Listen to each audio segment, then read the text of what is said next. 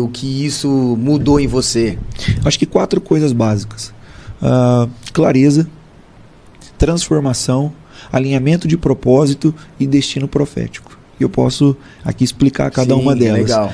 A clareza é assim, quando a gente está comendo, no domingão lá, imagina, você vai lá, come um monte lá de macarronada, frango assado, maionese, dá aquela moleza, não é? Meu Deus.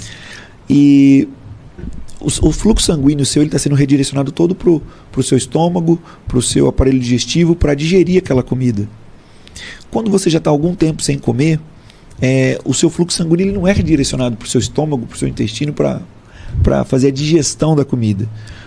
Então você acaba tendo fluxo sanguíneo normal, em abundância, e de forma contínua, tanto para pulmão e cérebro. Então melhora a oxigenação, você pensa com mais clareza e você percebe na Bíblia um padrão assim. Homens e mulheres de Deus, antes de tomar grandes decisões, fizeram jejum. E o jejum traz essa clareza. Pelo simples fato físico eu estou falando. Mas quando você também dá essa pausa aliada à vida de oração, se você precisa de clareza do que fazer, como fazer, aonde ir, para onde ir, como executar planos e projetos, o jejum é uma ferramenta fantástica. Então, o primeiro ponto é esse, a clareza. O segundo é transformação. Durante o jejum, como eu falei, o jejum não muda Deus. Deus é o mesmo antes, durante e depois. Quem vive é o jejuador, a pessoa que está jejuando. Deus ele trabalhou questões profundas em mim. Áreas da minha vida que ele libertou, áreas que ele me incentivou a continuar, áreas que eu fui repreendido, disciplinado. Então, assim, a transformação, ela é nítida. Porque assim, quando você vai conversar com um pastor ou com um irmão da igreja e ele está te orientando, às vezes você pode questionar. Mas quando o Espírito Santo ele te convence do pecado, do juízo, da justiça, de dentro para fora, não tem como você argumentar. Então o jejum ele é um tempo muito grande de transformação. Outro aspecto que eu falei foi o alinhamento de propósito. Quando a gente lê a história de Davi, lá no Salmo 139, ele fala assim: todos os meus dias da minha vida foram escritos. Quando a gente lê esse texto, a gente pensa que tudo que está acontecendo na nossa vida é vontade de Deus. E eu percebi que o quê? Nem tudo que acontece na nossa vida é vontade de Deus. Eu vou dar um exemplo. Porque a pessoa fala assim, Deus escreveu, então tem que acontecer. Mas você não consegue pensar, imaginar Deus escrevendo para a vida de Davi adultério.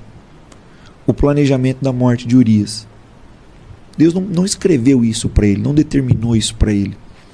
Aliás, a palavra pecado significa justamente isso. Errar o alvo, errar o caminho, errar o propósito.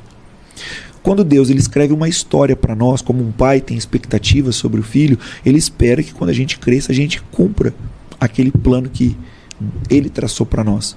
Todas as vezes que a gente sai do plano, sai do propósito, erra o caminho, a gente está abortando a vontade de Deus na nossa vida. E isso se chama pecado.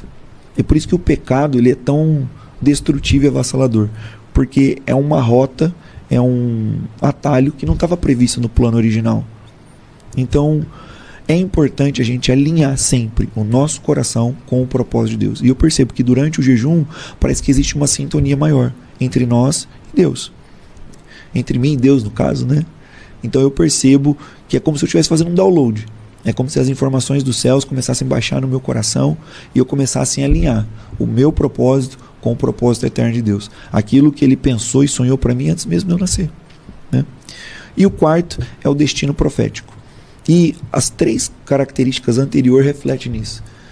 Eu falei que é a clareza, a transformação e o alinhamento de propósito.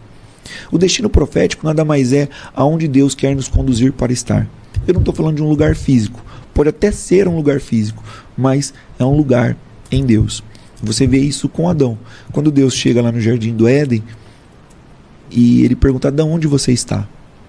Deus não precisa de um GPS para localizar Adão, um aplicativo. Ele sabia onde Adão estava.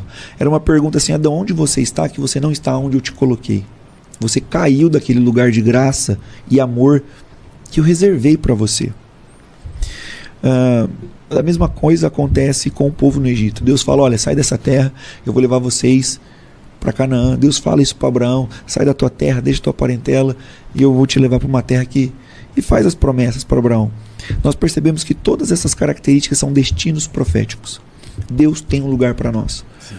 Quando a gente está em oração, em jejum e busca, nós começamos a nos preparar para sair de onde nós estamos e entrar nesse lugar de destino profético. Pode ser uma troca de trabalho, uma troca de cidade, uma mudança emocional, novos padrões familiares, enfim. Destino profético está relacionado aonde Deus quer que você esteja. Legal demais, cara. E